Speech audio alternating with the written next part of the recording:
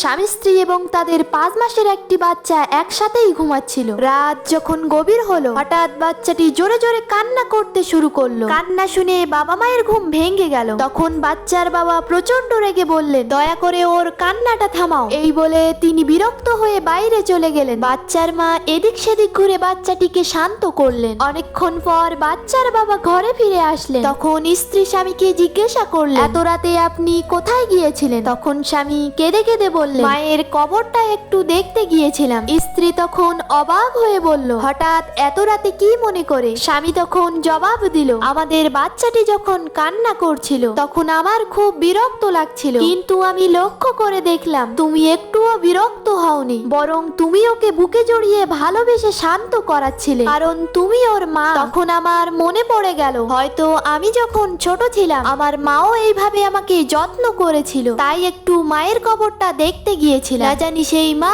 কবরে এখন কত যত্নে আছে।